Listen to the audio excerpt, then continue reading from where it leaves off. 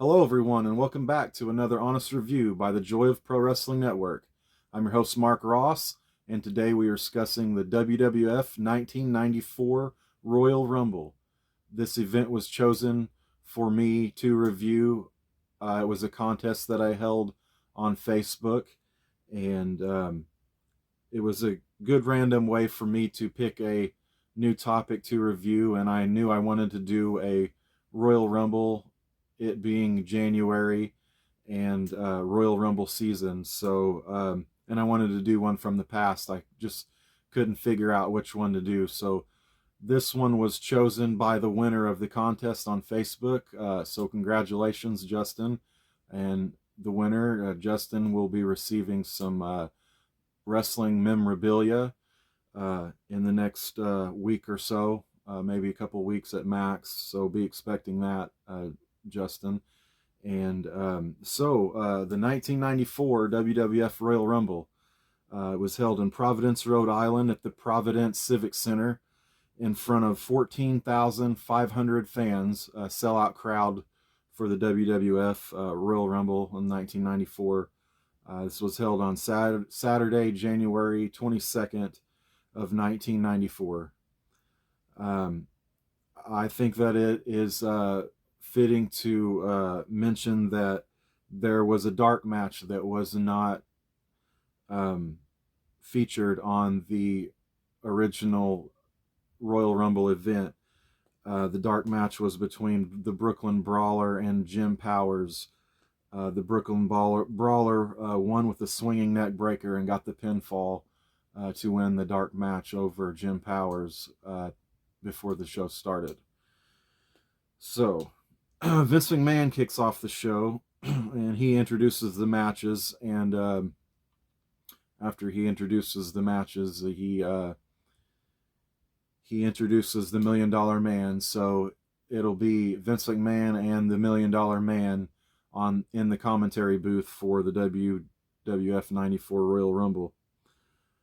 The very first match was a off-the-fly match, I believe, as Vince McMahon mentioned that Tatanka's original partner, Ludwig Vorga, had an ankle injury and he wasn't available to wrestle the Royal Rumble against Tatanka, so they filled in that missing spot against Tatanka with Bam Bam Bigelow. So the very first match, we have Tatanka versus Bam Bam Bigelow. I figured this might be a good time to talk about Damien Priest now that I'm mentioning Tatanka in a video. I've been a fan of Damien Priest for a while, and probably ever since he hit the main roster. He's been through a few different personalities and personas and characters, but he's done a good job of staying himself through it all. He's a very talented wrestler. He's a big guy. He's got good size. He's got a hell of a look. He is Native American. They were going with the Native heritage role for a while. He was shooting the bow and arrow, and that was pretty cool. I thought a little cool effect he'd do, in the ring before matches. But he has this streak where he goes mad. He gets really angry, and they just kind of, they brush it off. Well, they don't brush it off, but they just say, everyone has a dark side, and it's the dark side of him coming out, but I really think they should press more into that and really tap into his Native American heritage with that, mention his Native heritage and, say something like, his rage, it's the rage that flows through the veins of all of his ancestors, and I would really like for them to go that route. I don't know if I feel like they're kind of shying away from his native image and making him more of a darker character. And I think that he will take on that role and do real well with that too, but I think that they're missing something here. Um, Tatanka was really over. I noticed that when I was, watching this. He was really over. The crowd, it seemed like throughout this show, this was a very solid show. Everyone on the show was over, but Tatanka being the native babyface, he was really over, and I'm not sure what happened with him. I think that the WWF kind of missed maybe the boat on him too in the '90s, with him being hot like that. Um, he could have been like a modern day Wahoo McDaniel. When I think of Native American wrestlers, I always, think of Tatanka. He's the first that comes to my mind. I know if you'd ask an old timer, they would tell you that Wahoo would be the man, that took that spot, but that top spot, um, but yeah, I put Tatanka up there with Wahoo as being a legendary character, Native American character. And I think that's the route that Damien Priest is going. I didn't mean to get too far off topic here, but I look out for Damien Priest. I think he's going to have an amazing career.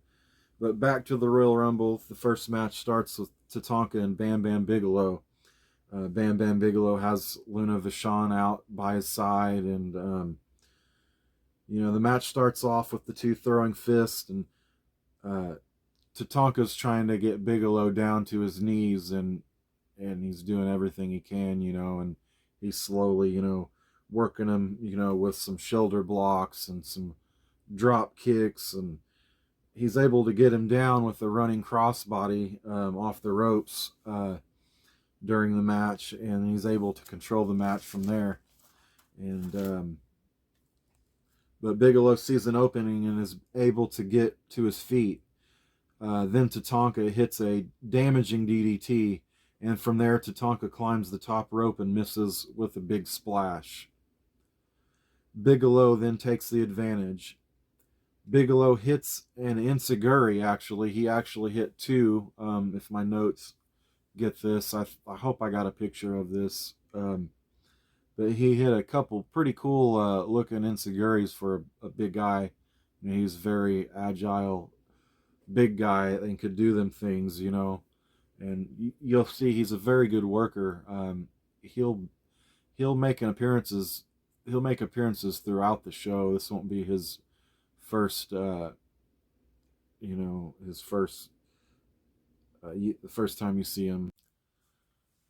So Bam Bam is working over Tatanka pretty good. He's taking the advantage, and like I said, he hit that big enziguri kick, and then he gets Tatanka in a bear hug, and Tatanka is able to break free, and he starts doing his Native American dance. It's like his hulking up. That's what he does to hulk up, and he gets him back into the match. He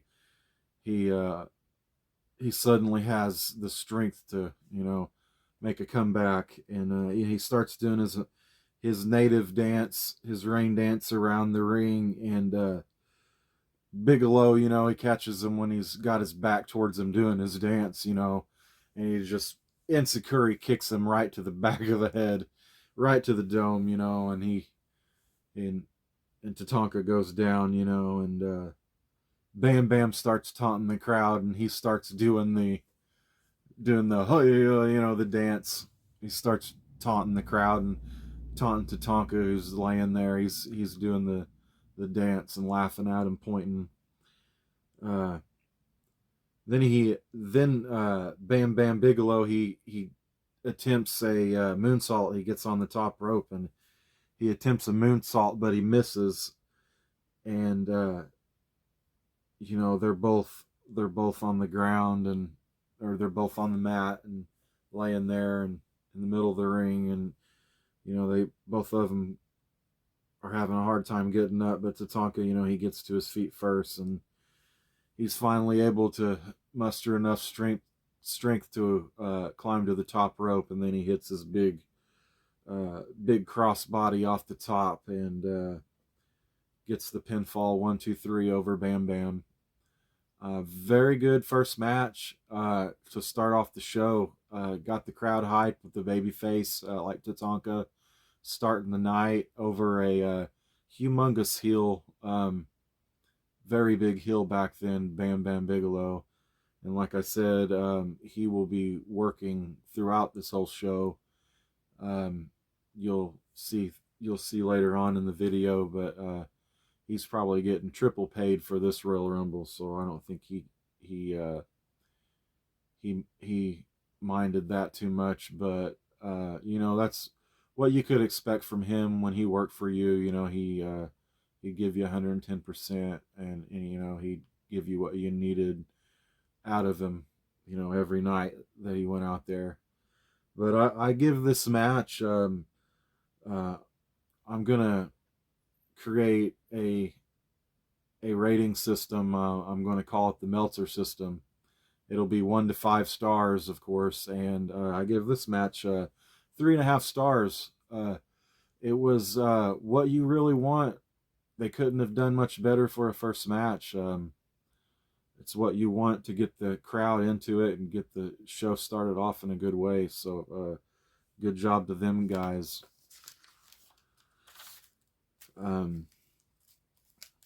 Match number 2, we've got Bret and Owen versus the Quebecers, and there's a lot going on in this match. The Quebecers were WWF Tag Team Champions, and then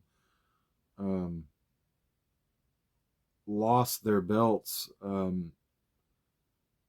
but then won them back a week later, I believe. Marty Jannetty.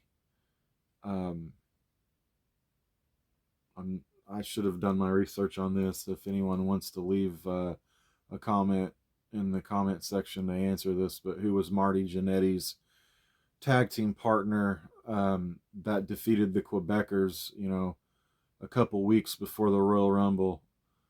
But whoever Marty Jannetty's partner was, Marty Jannetty and his partner lost the belts back to the Quebecers, or the Quebecers beat them to get their belts back, so they, would have their titles to go into the Royal Rumble to face Owen and Bret, which Owen and Bret had been kind of fighting back and forth, not getting along.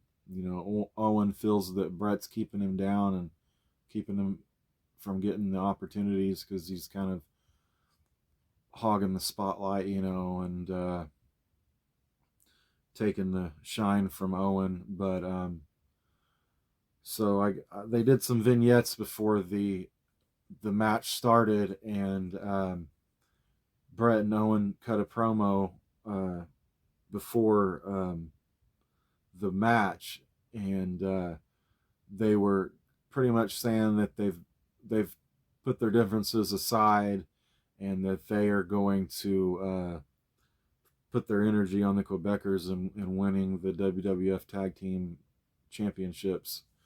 And I think it's worth mentioning too, during the promo before the Hart brothers went out to the ring, both Bret and Owen were cutting a very good promo. Bret was leading the way, of course, standing in front, and then when it was time for Owen's spot in the interview, Owen, he was like, we'll be riding high, and Bret, you'll be riding my hitch, and I'll lead the way. And and Bret, I don't think was really, paying attention to it. And then, when Owen ended what he was saying, Owen put his fist on his chin and kind of gave him a, like, go get him, brother. And, and he's like, whoa, hold on, save it for the match, Owen, and, they laughed it off and walked out to the ring. But this was a amazing tag match.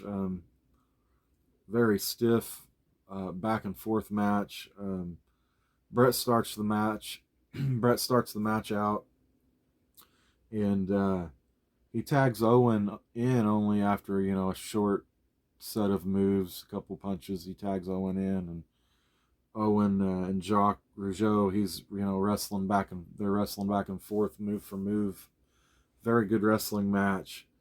Um, Owen catches Rougeau with an enziguri kick and drags him back to the corner.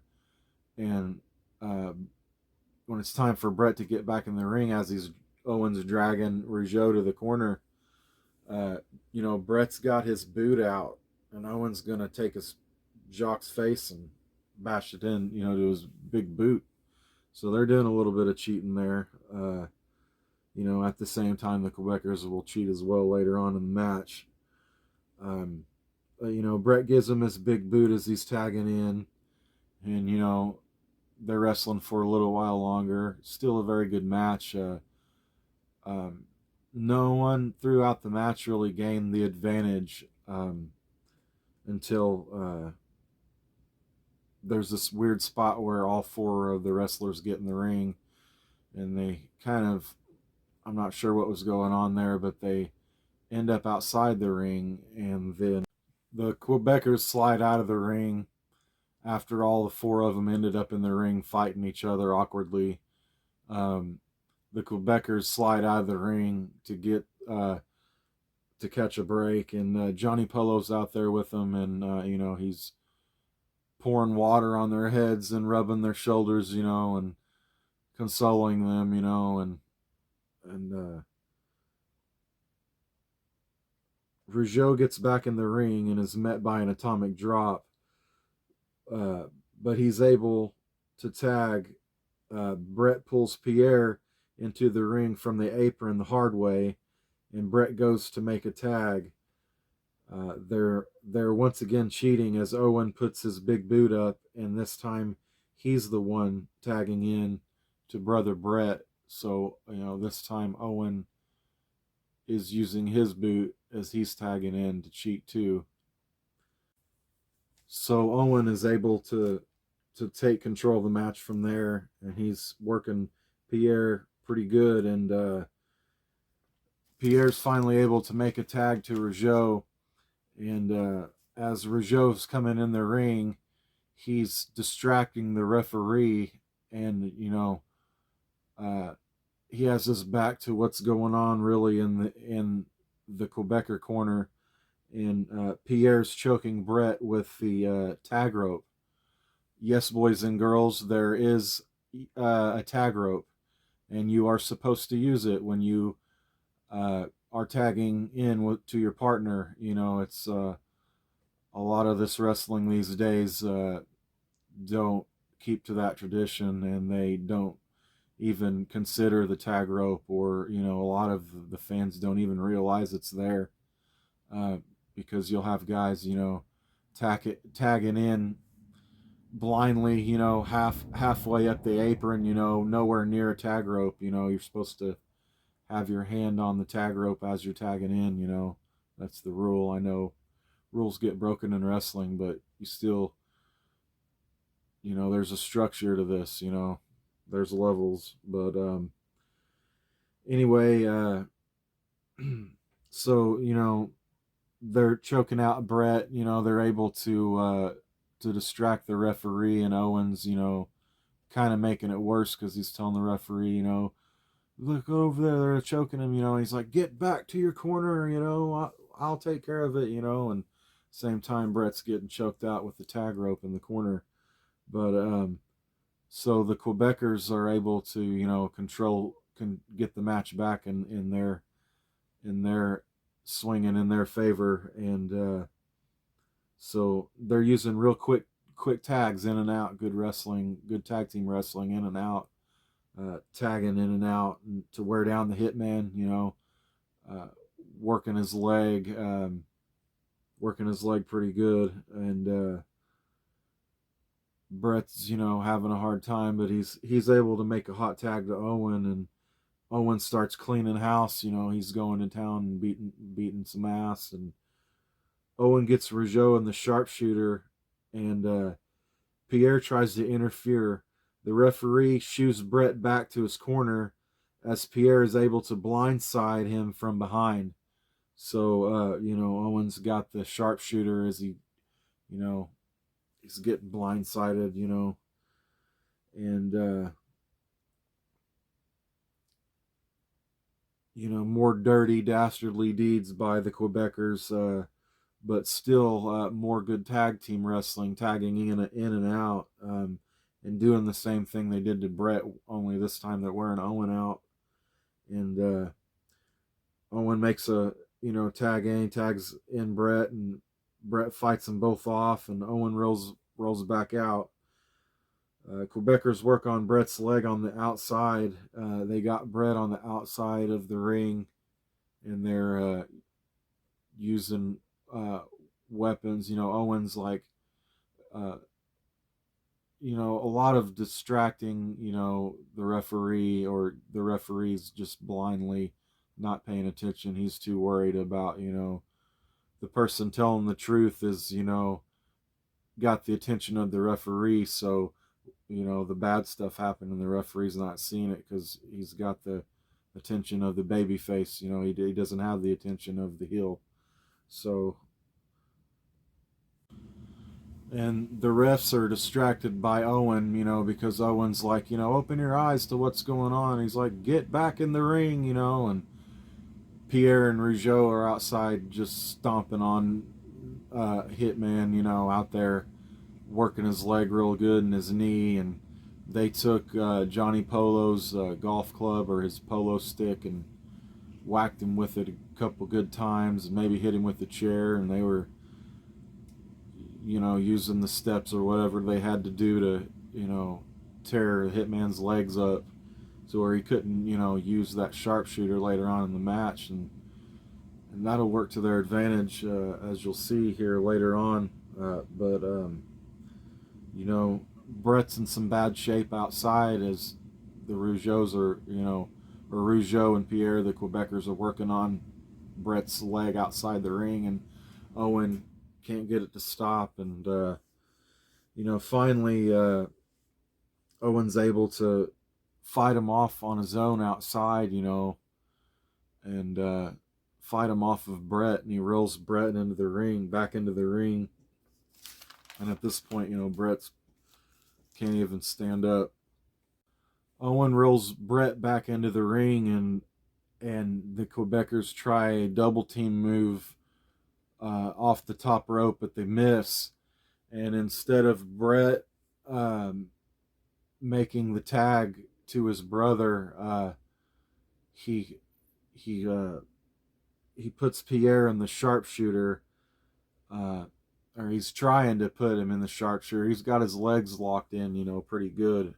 But Bret Hart, he can't get up to his feet. He can't get up on his feet and stand, because they've messed his legs up pretty good, and he can't even stand up. And he collapses during the sharpshooter. And weird ending to the match. The referee then calls for the ending of the match, and then the bell rings. And then announces the Quebecers still champions. Bret didn't give up, but I guess to avoid injury, the referee stopped the match. It was a weird ending. It seems like when a finish to a match that Bret's involved in,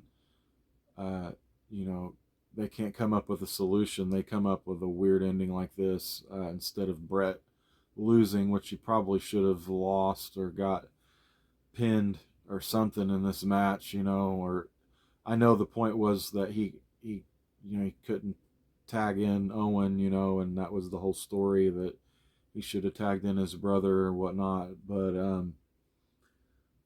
I thought a really funny finish to the match, and Bret should have lost, and that's the way it should have finished, and not just like a weird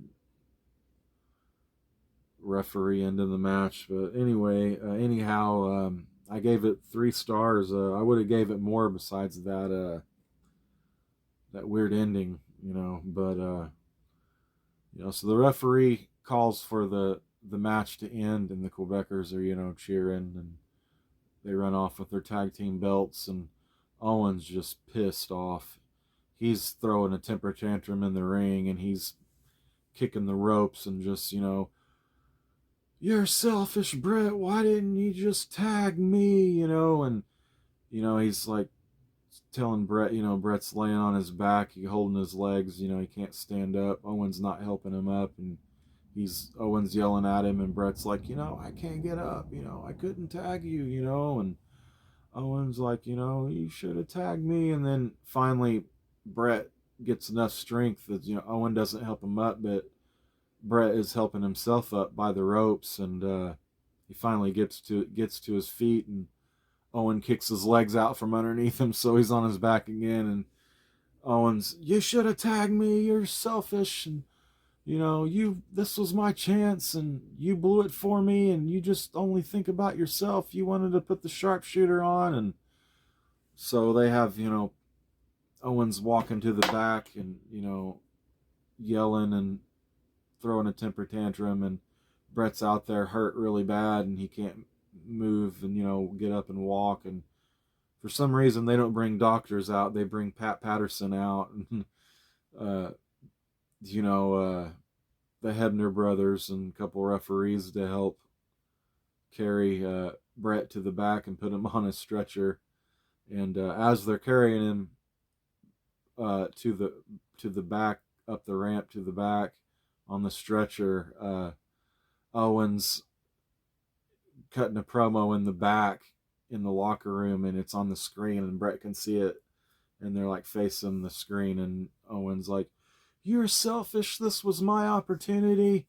You wanted to play the hero and put the sharpshooter on. All you had to do is tag me, Bret. Why didn't you just tag me? This was my only opportunity, and that's why I kicked you, and really rubbing it in Bret, pouring more salt in Bret's wound. Now his brothers betrayed him, and he's got that to deal with. But great tag team match. I would have rated it higher, but I gave it a 3. But a very good tag team match. Would have rated it higher if it didn't have the wacky finish that it did. I understand why the finish needed to lead to what happened with him and his brother at the end, but it probably just all boiled down to Bret didn't want to lose. He wanted to lose the match this way without really losing. How that works. And when Bret don't get his way, how that works too. But anyhow, match number 3, WWF Intercontinental Championship match between the IRS and champion going into this match, Razor Ramon, defending his Intercontinental Championship belt here at the Royal Rumble. Gorilla Monsoon and Jim Ross take over on commentary during this match. That was a special treat that I wasn't expecting.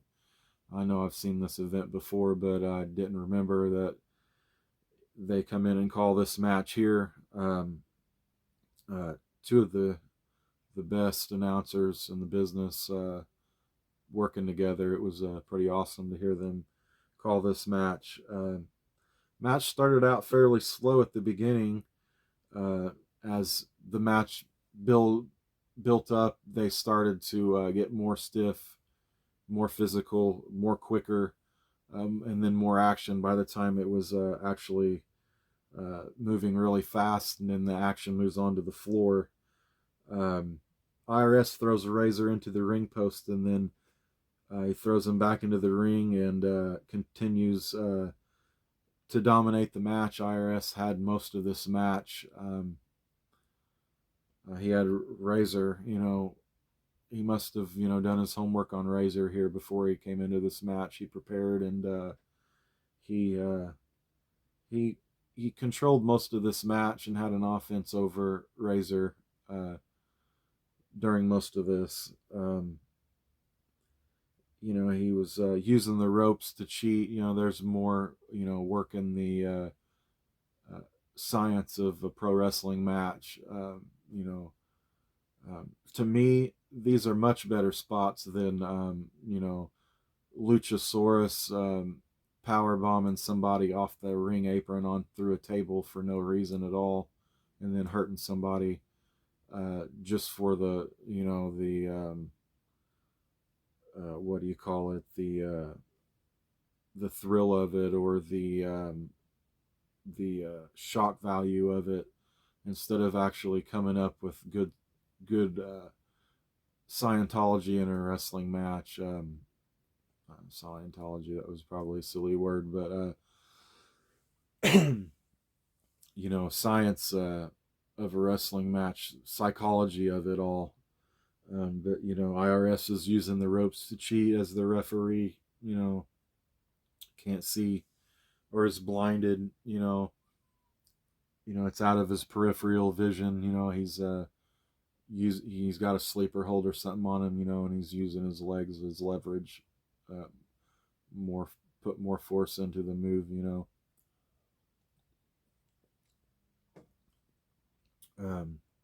but Razor starts making a comeback, but he gets pushed into the referee, knocking the referee out, and so there's no ref, and Razor's trying to wake the referee up, and during this time, while Razor's trying to wake the referee, IRS is going to get his briefcase, and he tries to hit Razor with it, but Razor counters and snatches the briefcase out of his hands, and then puts it straight to IRS, straight to his head, and hits him with his own briefcase, and Razor makes the pin, but there's no referee, the referee's still knocked out, and IRS squirms to the corner, but Razor puts him on the top rope, and he's able to pull off a belly to back suplex, which was a really good move there. It was a pretty devastating move. And Razor's setting up for his big Razor's Edge, and he's got him, he's getting ready for it, and as he's almost got him up, Shawn Michaels comes and whacks him from behind with his fake Intercontinental belt, and Shawn Michaels, he's done his deed, and he's whacked Razor with the fake belt, and he's made his way back up the ramp, and he's laughing. The camera shows him running back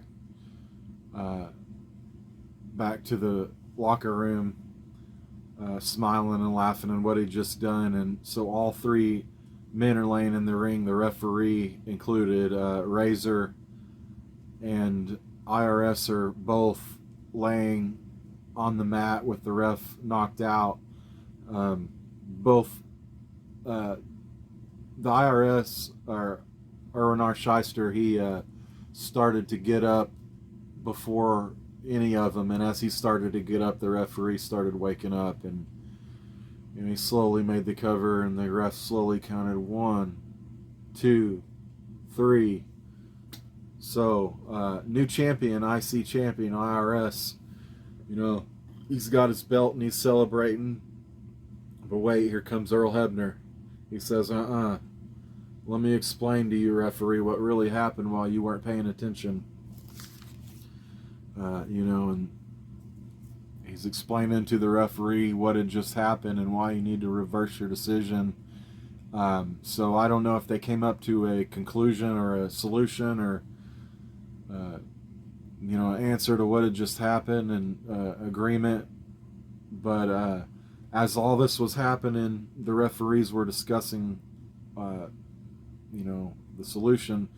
Razor's got IRS in the Razor's Edge, and he hits him with the big Razor's Edge, and the referee turns around, and 1, 2, 3, Razor retains his Intercontinental Championship belt, so he's still Intercontinental Champion after Royal Rumble. Decent match overall. I'd give it a 3 out of 5. I thought there were some timing issues with when the referees were discussing how the match was going to be handled, and during all that, Razor had IRS in the Razor's Edge, and I thought just the timing was kind of all out of whack if you go back and watch that. But overall, pretty good match. I'd give it 3 out of 5. You know, like I said, our IRS was playing some pretty good heel work behind the referee's eyes. He was gaining an advantage, cheating, and some pretty good stuff there. But on to the WWF Heavyweight Championship match between Yokozuna, who is the champion going into this match, against The Undertaker. And this match is a casket match. There were vignettes played before this match, you know, kind of to scare Yokozuna. Very legendary stuff. Very early Undertaker, you know, Paul Bearer, very legendary, scary Undertaker. You know, if you go back to when you were a kid and you look at this dude, and he's a legit scary guy. And you know, Yokozuna comes to the ring, he's terrified. You know, he's very concerned. And this, you know, allows for Undertaker to really take control and feed off that fear, you know, that Yokozuna's, you know, it's pouring out of his skin. And match goes to the outside, and Yokozuna is able to grab a chair. The Undertaker is able to muscle away the chair, and then Taker hits Yokozuna in the back, and then he gives him a shot to the head. And remember, there's no DQs in this match.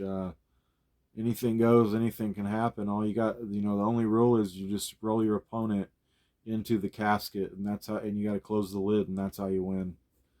You know, it's pretty tough to do to the Undertaker, but then again, it would be pretty tough to do to Yokozuna. You know, he weighs at that time, I'd say about, you know, anywhere from 450 pounds and plus. You know, he's a pretty big boy. Fighting outside of the ring, a lot of this match, Yokozuna, he grabs some of the salt, you know, that he uses to the Japanese tradition, you know, he blesses the ring or whatnot. You know, they have their whole traditions of what they do in Japan, even though Yokozuna, I don't believe was Japanese, was Samoan dynasty, but he played a pretty good, believable Japanese character, I'd say, with Mr. Fuji on his side. But back to the match, Yokozuna, he grabs some of his salt and out of his bucket, you know, and he throws it into the Undertaker's face. You know, it's blinding the Undertaker, and Yokozuna is able to take the advantage from there. Most of the match has been the Undertaker's offense, and so now the Undertaker's blinded and he's hurt, and Yokozuna's got control of the match. He gets Taker back into the ring, and he tries to roll Taker back into the. He's trying to roll Undertaker into the casket. He gets Undertaker. I believe he gets Undertaker into the casket, but can't shut it. And Undertaker gets back in the ring. You know, he attempts to put. Undertaker gets back into the ring, and then he attempts to put Yokozuna into the casket. He gets Yokozuna inside, but Crush comes out and starts wailing on the Undertaker. So Crush comes out of nowhere and just starts, you know, fighting with the Undertaker. He's, you know, beating him up pretty good. Undertaker is able to fight him off, but then out comes the Great Kabuki and Tenryu, so now he's fighting them off, and he kicks their asses too, and then he goes to shut the lid. Yokozuna's still on there. He goes to shut the lid, and then Bam Bam comes out, and turns Undertaker's attention on Bam Bam Bigelow, and it allows everybody that he was fighting off earlier to gang back up on him, and so they all start beating up on the Undertaker collectively, and they all try and start to roll him into the casket, and so they're almost get him into the casket, and Paul Bearer, he grabs his urn, and he hits Mr. Fuji and Cornette over the head, and the crowd's going crazy, and he's got the power of the urn going on, and that just allows the Undertaker to hulk back up and power back up, and but then Adam Bomb and Jeff Jarrett come out, and now he's really outnumbered. They've really got the power in numbers, and the power of the urn's not strong enough. Even Diesel's out there helping with the beatdown. So they're really putting it to the Undertaker. So now Diesel and Kabuki and Tenryu and Bam Bam, Adam Bomb, Jeff Jarrett, they're all out there putting the whipping on Undertaker. And during this, Yokozuna possesses the urn, and he hits the Undertaker with it, and he drops it, and green smoke starts going out of it, coming out of it, and spewing all over the place, and they're kind of don't know what's happening or going on, but the beatdown continues, and Vince McMahon suggests that the power of the urn is escaping, therefore leaving all the power is leaving Undertaker's body, and they keep beating on him, and they collectively roll his lifeless body into the casket, and they're able to close the lid. I believe Bam Bam laid on top of it so that he couldn't get out, and so still your WWF champion after the Royal Rumble, Yokozuna. The match lasted 14 minutes and 26 seconds. They were all still out there celebrating their beatdown and what they've done, and they've finally laid Undertaker to rest in his casket, and they're rolling him back up, rolling the casket back up to the ramp, and the screen comes on and the lights go out, and there's a camera inside the casket, and the Undertaker cuts a promo dead inside the casket pretty much, and he vows to the world that he will be reborn and that his soul will not rest in peace.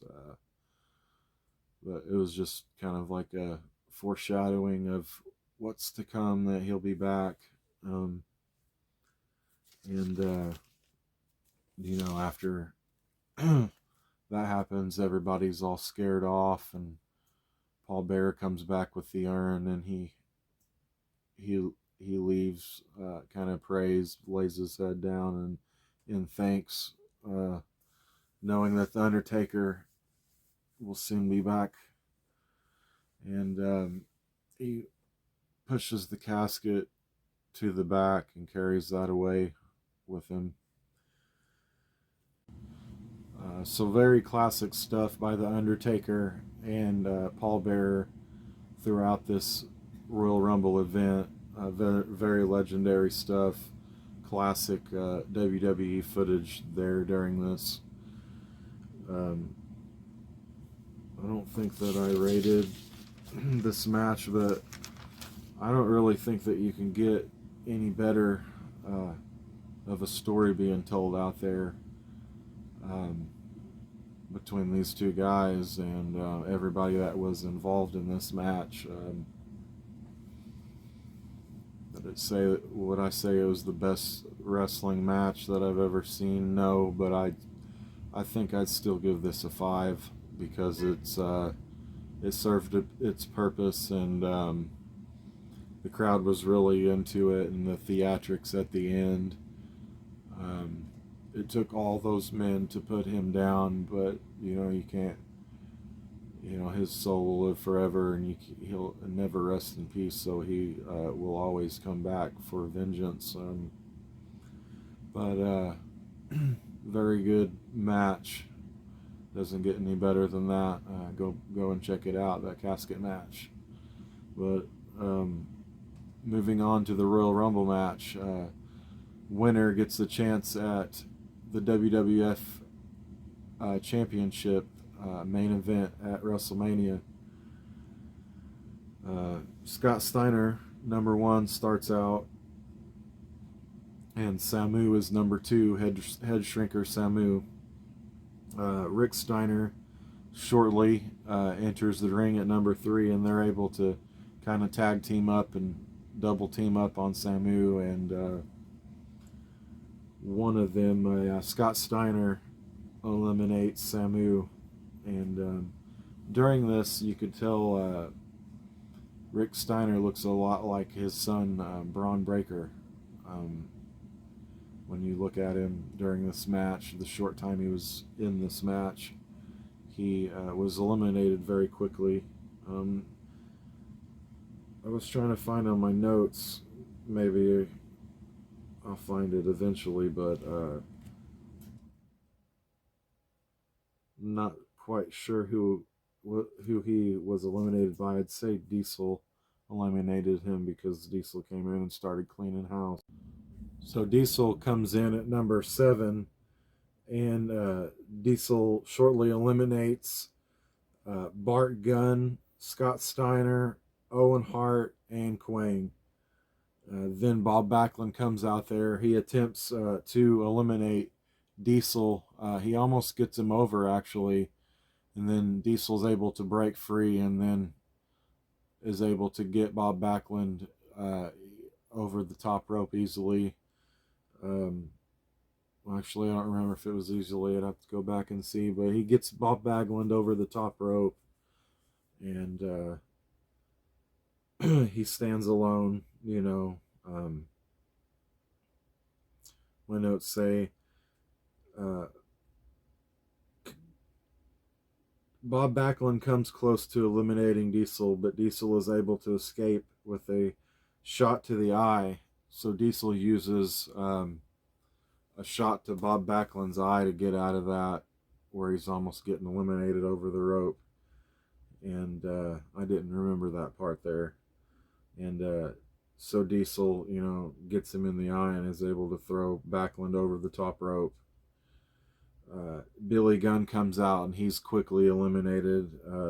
Notes say he lasted about 5 seconds. Thanks for coming, Billy Gunn, Mr. Ass, you're out of there. He wasn't Mr. Ass yet then, but he's gone.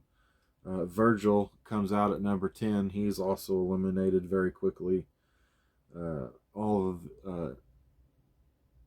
Diesel just came in and totally dominated and started throwing everybody out, and to the point where it definitely looks like Diesel's going to win this thing, and this is his time. But Virgil comes out at number 10. He's eliminated. Number 11's Macho Man. He gives him a pretty good fight. He's not going to get out as quick as some of the other guys, even though he seems to not do very good in some of these types of matches. And he ends up getting thrown over the top rope in wacky ways, and sometimes I believe he once eliminated himself one time. But anyway, it says that later on Macho Man is eliminated by Crush later in the match. Crush will come in at number 13. Jeff Jarrett came in at number 12. He was kind of stunting out there and styling and profiling and kind of putting himself over, getting some shine, and young Jeff Jarrett, it looked like he was destined for great things there. You could kind of tell he was a star. Back before he was a star, he was showing glimpses of it. But Doink with Dink at number 14, they get a spot that they're teamed up on by Crush and Diesel, so I believe they're thrown out. Number 15, Bam Bam Bigelow. So the ring is starting to get some big guys in there, as Mabel will be the next contestant at number 16. So Mabel's in there now, and he's looking very sharp. Where his career ended, at the end of his career, he couldn't do as much as he did when he first started, but he looked really good here in the Royal Rumble 1994. And he was very over. He came out, and the crowd was really so into him, and they were, singing "Whoop, There It Is." That was his thing. "Whoop, There It Is," if you remember that song from back in the day. But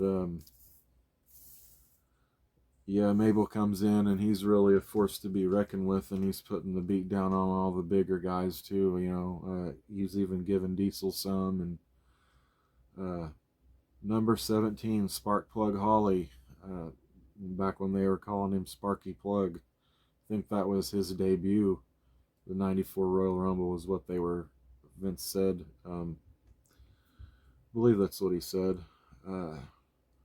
So number 18, Shawn Michaels comes out, and Kevin Nash, I've got Kevin Nash in the notes, but Diesel's looking to settle a score with Michaels, and Michaels is scared, and he's kind of scared, and Michaels is sitting on the turnbuckle, and Nash is kind of like cornering him, and he's scared, and he's, can we, make up here and shake hands and team up? And Diesel kind of, says yeah, and then kind of Michaels slides out from behind him, and then the gang piles up on Diesel, and Michaels kind of is like the driving force behind everybody trying to get Diesel out of over the top rope, and he helps push them all, and Diesel goes, and Diesel's a big heel going into this, but he really had a big showing here at the Royal Rumble this year, and he became somewhat of a fan favorite here during this match. As he was leaving, the crowd was chanting his name, Diesel, Diesel, as he's walking back towards the back. They're not showing you him walking out and the fans cheering, but you can hear it, and whether they were trying to avoid showing you that or not, but he was slowly, turning face in front of that crowd there, or at least the crowd was, cheering for him. But let's see, notable people here. Greg Valentine was number 20, and he looked very good. He's a little bit older here, but there's a spot in there where he's putting the beat down on Shawn Michaels in the corner, laying his big fist and his forearms into him. So I thought that was pretty cool, seeing Greg Valentine in the match. Tatanka and Kabuki join the ring, and the ring starts to fill up, and everybody teams up, and they're able to eliminate Mabel. So Mabel's gone now. And earlier in the evening, they showed a backstage thing where I believe it was Tenryu, maybe, and Great Kabuki, or somebody in the back beating up Lex Luger, and Lex Luger was laid out, and they were worried about him not being able to be in the Royal Rumble, but he came running out to the ring, kicking everybody's ass, didn't even look hurt at all, not selling a thing. So he doesn't seem to be hurt, and he's whooping ass through the rest of this match here, and he'll be a big player from here on out toward the end. Number 24, Tenryu. Number 25, nobody came out here. 25, there was no participant.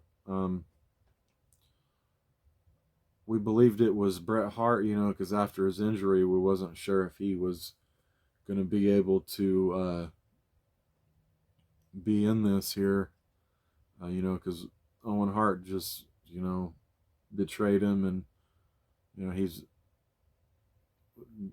during that match with the Quebecers, he could barely stand up and his legs were shot. But how could he be in a Royal Rumble? So we were kind of thinking maybe that was Bret Hart, and he wasn't going to be able to make it, so nobody came out for the number 25 entrance. Also, Borgra wasn't able, like in the beginning of the video, Tatanka had an off-the-fly match with Bam Bam Bigelow because he was originally scheduled Tatanka versus Borgra. But it could have been him.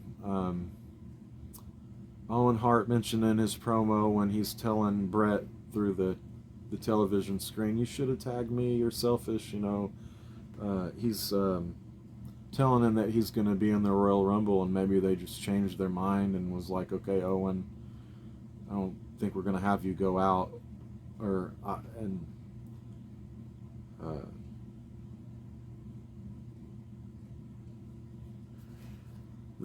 think Vince McMahon eventually said that it was scheduled, number 25 was scheduled to be Bastion Booger, but he got some food poisoning and couldn't make it. But I don't think that was true. I don't know. I don't really believe that, but it could have been possible. If anyone knows the truth on who the number 25 participant should have been, you can leave that down in the comment section. But Bret Hart hobbles out at number 27. A very good number to have in a Royal Rumble, right? A late number. Now there's 11 men in the ring. Fatu at number 28. Now there's 12 men. Marty Jannetty and Adam Bomb is the number 30. So definitely the ring is full. And then finally we start seeing eliminations start to happen. Sparkplug Holly eliminates Bret, or Sparkplug Holly is eliminated by Bret Hart. Rick Martel eliminates Greg Valentine. Tatanka eliminates Rick Martel. Luger eliminates Adam Bomb. Bam Bam Bigelow eliminates Tatanka. Luger eliminates Bam Bam Bigelow. Michaels eliminates Marty Jannetty.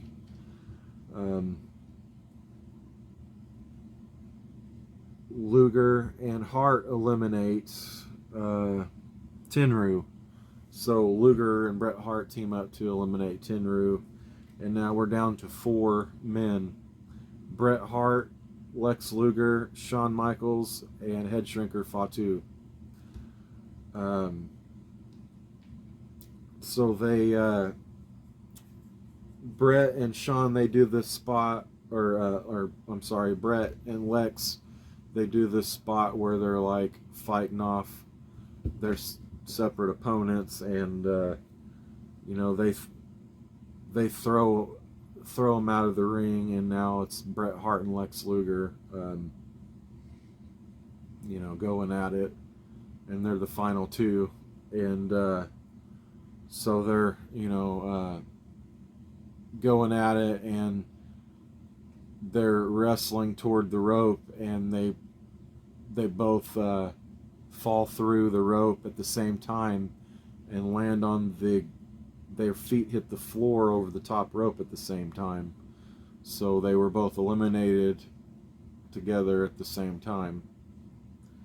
You know, one referee's holding up, you know, Luger's hand, and Hebner's the other referee, and he's holding up Hart's hand, or vice versa. And so, you know, Jack Tunney comes out, and he's the final factor. He comes out and restores some order of chaos that's going on, you know, in the ring.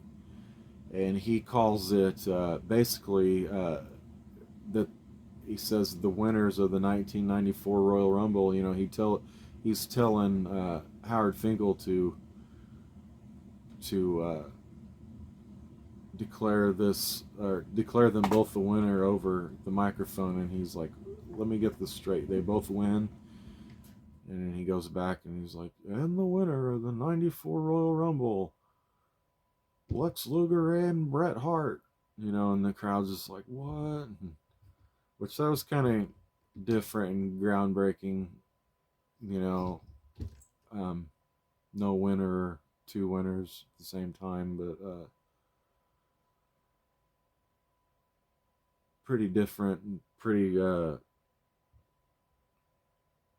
weird for them to do that. And once again, Bret Hart is involved in this weird finish, right, where he doesn't really lose.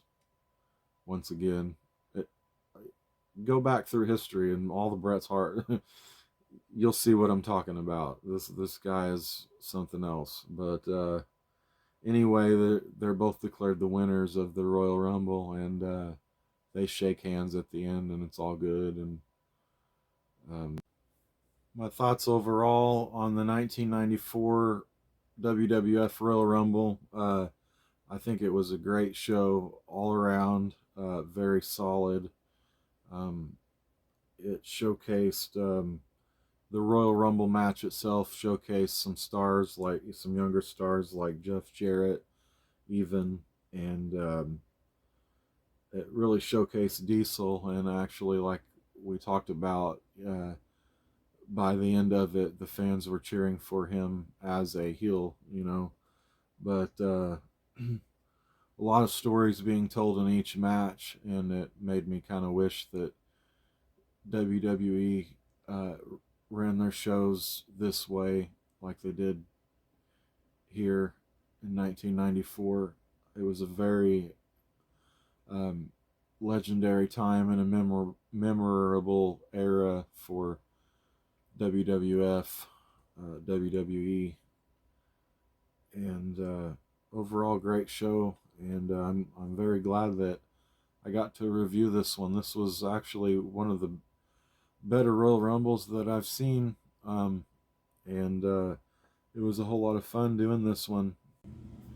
I look to do more videos just like this one, and even some different kinds of videos and content. So be on the lookout for different content, more of these reviews, more contests. Look for me, Mark Ross, on Facebook. You can send me a friend request. I'll add you even if I don't know you. I'll get to know you and we can chat it up if you like to talk about wrestling. And if you made it this far in this video, don't forget to thumbs up the like button, and please subscribe to the channel and help our channel grow in the year of 2022. And we look to have a big year. There's going to be a big year in wrestling. Royal Rumble's coming up this month, at the end of the month, so be on the lookout for our review. We'll have one for that, definitely, and we will see you soon. Thanks a lot. Take care.